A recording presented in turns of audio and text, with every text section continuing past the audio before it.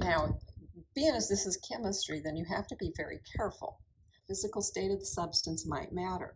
You could do the burning of the methane in such a manner that you created water as a gas, or you could do it in such a way that your water came out as a liquid, just depending on the conditions around it, the pressure and the temperature. That small change ends up being a change in delta H, how much energy is released when you're burning it.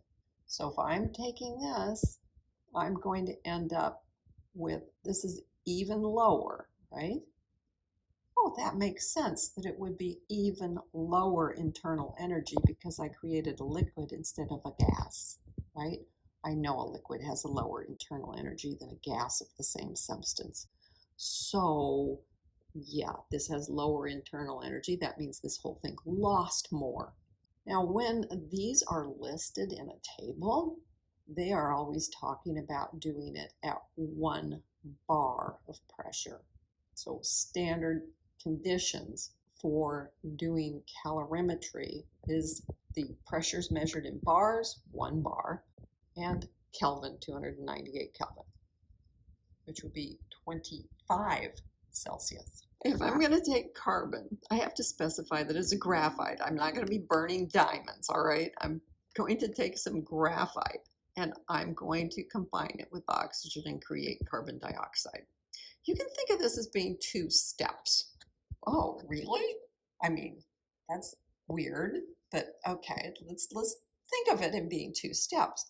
In the first step, you take the carbon, and yes, I know I should never put a half here, but I really want to say that I'm only using 1 oxygen. I can create carbon monoxide. If I do this step, I find out the delta H is this amount. Okay, so my change in enthalpy is this amount. I'm going to release this amount of heat to the surroundings. Then I could go on and say that I'm going to use the other half of the oxygen, right? Because this was originally 1. I used half of it here and half of it here on the carbon monoxide and turn it into carbon dioxide. If I measure that, I get this for my change in enthalpy. It turns out I can sum these up. If I sum these up, there's the carbon, right? A half an oxygen and a half an oxygen. All right, that's a full one. Yeah. I have carbon monoxide on the left and on the right. These are just going to cancel. They're gone. And then I'm creating that. It turns out that the change in enthalpy for the first reaction plus the change in enthalpy of the second reaction does in fact equal the change in enthalpy for the third reaction. This is another way of stating the first law of thermodynamics. These things are just going to be additive. And the way it's stated in engineering, the first law of thermodynamics is you can't win. That sounds very negative, but you're not going to magically come up with a new process that's going to make this delta H be a different number, because the only thing that mattered was the end product and the beginning reactants. That's it. You might find a way to do it with all of the other stuff that involves the second and third law better, but this is the best you can ever do, no matter how efficient you are with the way you approach it, because there are basic things about the beginning and the end that are just the way they are. So what do I want to write down about this guy? Really, all I wanted to write down was the business of doing the canceling. That's all I'm doing here. So here we see these canceled, these added together to give you the virtual 1 that exists there. And overall, they just add up. There you go. This whole process is so important that it got named after the fellow who figured it out. So Hess's law, that's what we're going to do here. We are supposed to take the following pieces of information and figure out the standard enthalpy for a fourth equation that is not any of these. Oh, okay. Well, let's see what we can do with that. What I'm trying to get has carbon as graphite in it. The first one doesn't have any carbon as graphite in it. Neither does the third one. Only the second one has carbon as graphite. Now mine requires 3. So I'm going to take equation B, and I'm going to multiply it by 3. That would mean it would turn into 3 carbon as graphite plus 3 oxygen molecules, or 3 moles of oxygen as a gas. That would become 3 carbon dioxide, and my delta H would be 3 times the negative 394 kilojoules that are listed. I'll work that out in a minute. The next thing I would end up doing with it is saying I need 4 hydrogens. This doesn't have hydrogen by itself. I've already used B. Here it is, this one. Okay, 4 of them, and it's on the correct side, so that's good. I'll take and add to that equation C times 4, right?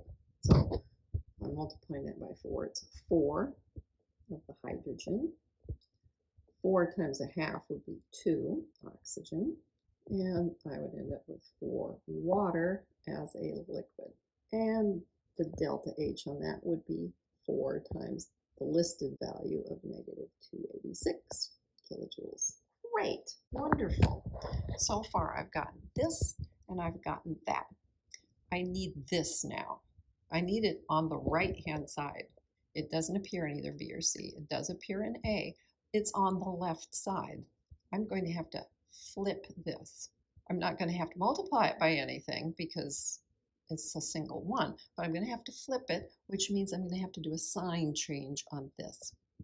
Okay, so I'm going to flip A. So if I'm flipping it, then I have to write it in this order: the 3CO2 and the 4 waters as liquid, becoming the propane and oxygen as a gas. And this one, I said I just had to change the sign, so it's now a positive 2220 kilojoules. Okay, there we go. These are what I am adding up. Now, to make sure that I've done the right thing, I can sit here and say certain things need to cancel. 4 waters as liquid, those canceled.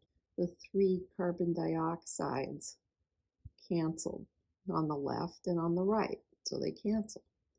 And then here's 5 oxygens. Here's 2 of them and the other 3, okay? So I had to do both of those to get rid of that.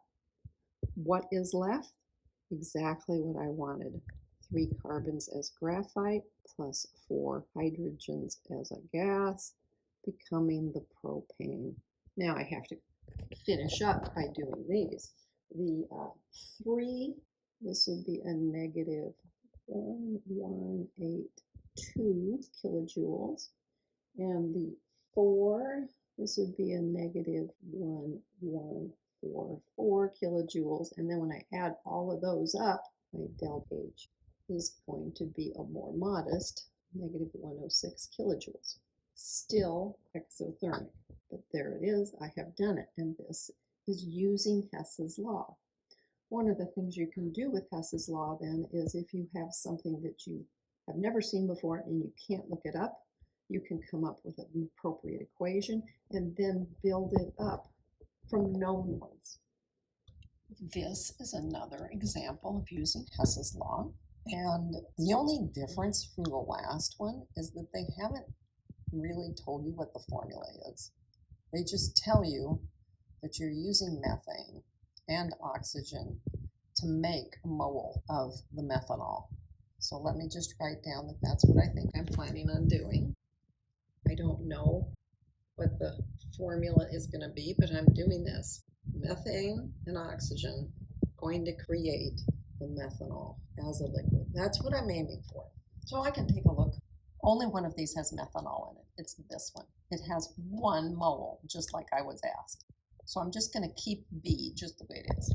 It says 2 hydrogens as gases and carbon monoxide as a gas will give you the CH3OH as a liquid, and it has a delta H associated with it of minus 128.33 kilojoules. Oh, very precise on that one. Okay, so this I know I want.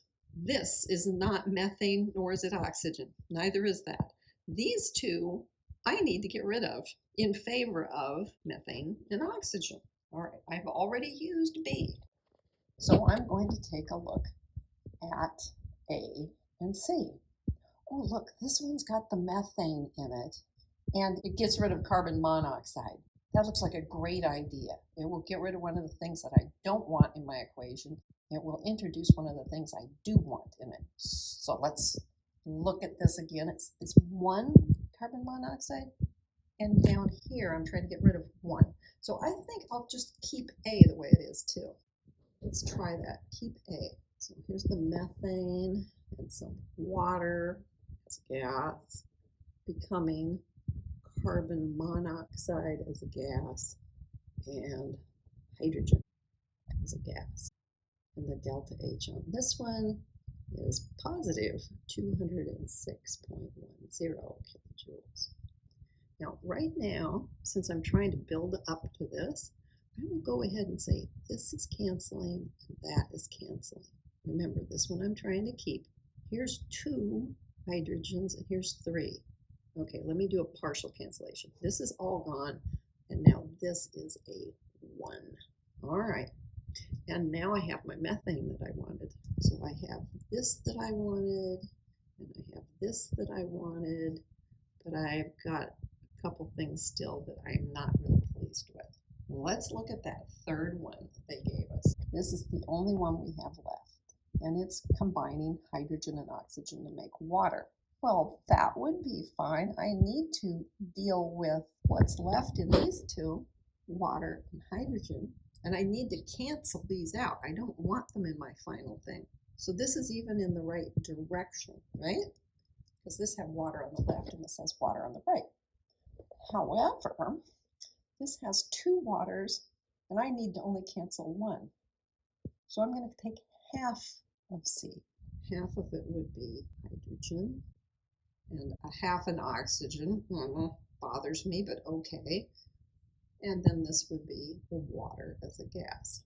And the delta H, I'll have to take half of what was given to me. So that will turn into minus 2, 4, 1, 8, 2. Now when I look at what I've already done and what I have here, I can see, all right, now I can cancel out the water. There was 1 hydrogen here, there's 1 here, so the rest of it is gone.